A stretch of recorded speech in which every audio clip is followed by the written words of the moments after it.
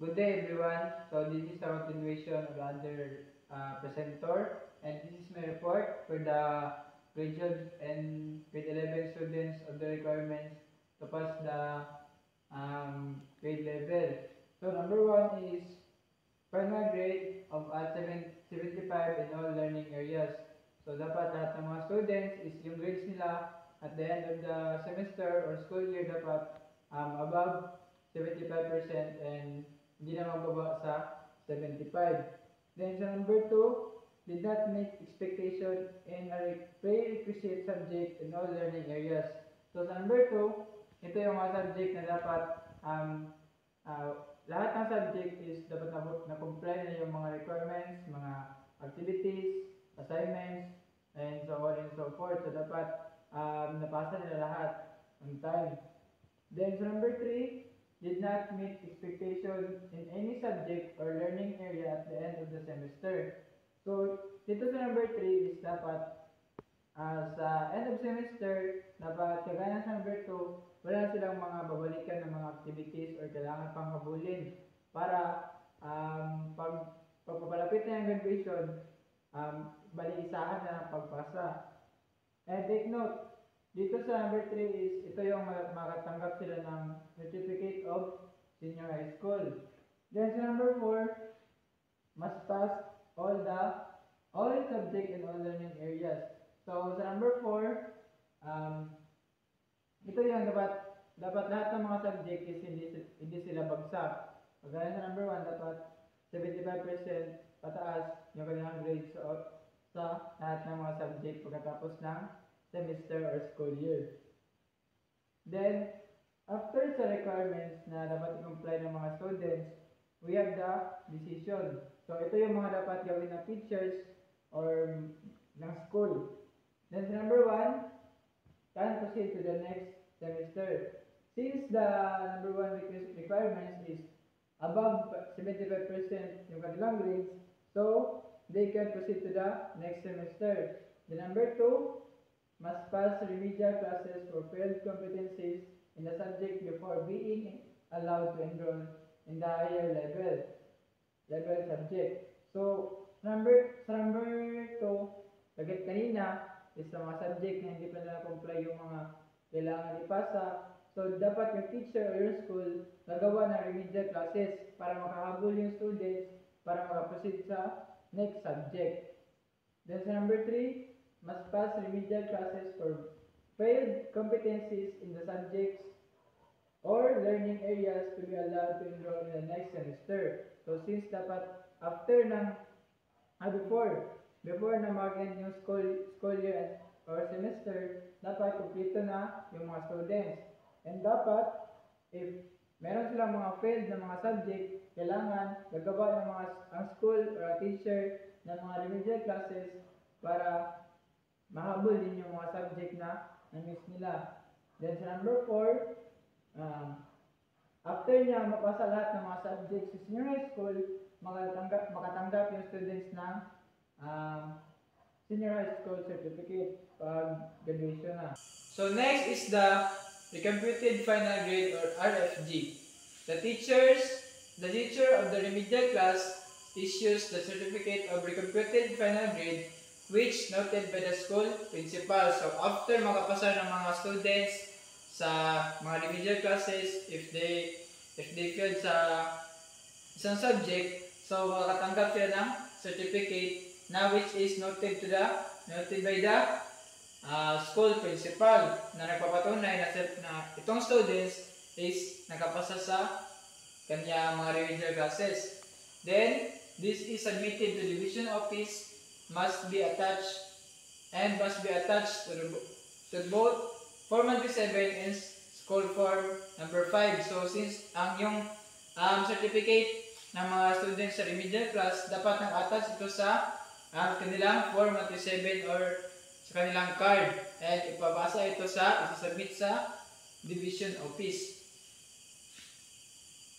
So next is the core values. So ang core values ng mga Pilipino is tayong lahat is very familiar nito kasi from elementary to high school and sa college, yung ibang school, meron pa rin ganito. So, ang core values is with maka-Diyos, makatao at makatao, makakalikasan at makabansa. Here is the question. How are the core values of the Filipino child reflected in the report card? So, paano ba nag-apekto ang core values sa students sa kanilang card? A non-numerical rating scale will be used to report on learners the core values. So, hindi siya mga numbers, kundi ganito pag rate ng teachers if ang students ba is applied nila yung core values natin. So, ganito yung makikita sa card. AO means always observe. SO, sometimes observe. RO, rarely observe. No. NO, not observe. So, pag ganito, for example, sa makabansa, nilagay ng teacher, AO. So, always observe. Doon mo makikita na isang students ay isang makabansa. Then, for example, sa makatao, so nilagay ng teacher, SO. So, minsan na nakita ng mga tao yung bata, or sometimes observe. So, ganitong way, makikita natin if ang core values ba is na-applied ng bata at makikita ito sa kanilang mga card. So, next is, proceed naman tayo sa attendance. Mga attendance ba, paano ba hina-handle ng teachers or ng school?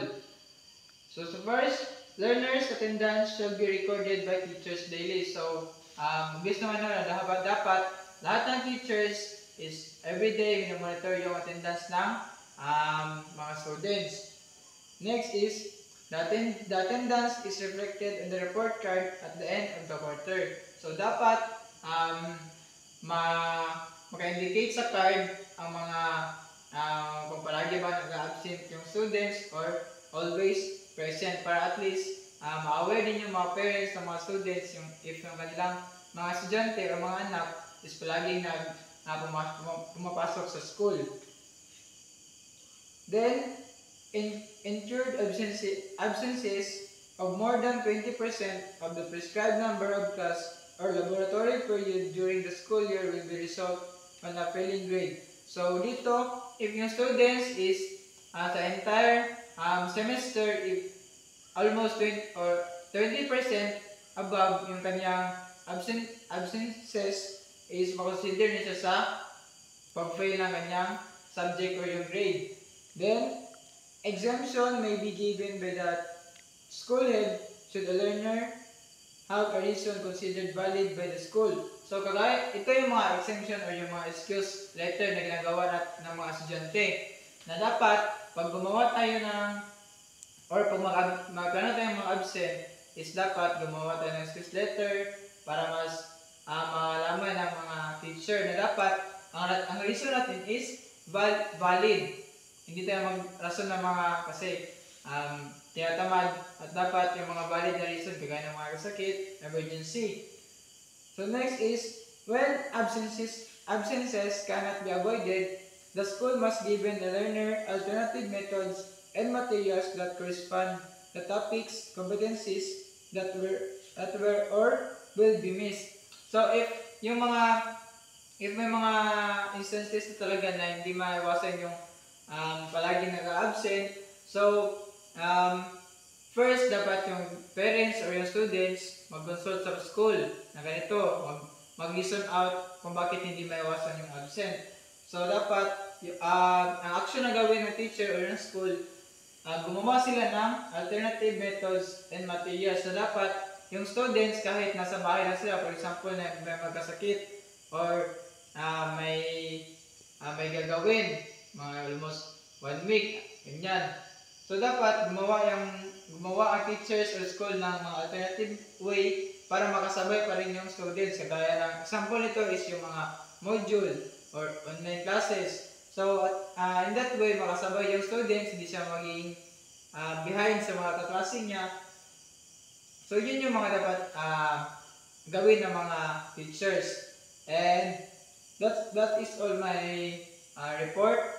So I hope na naintindihan yung ating lesson for today and That's all. Thank you.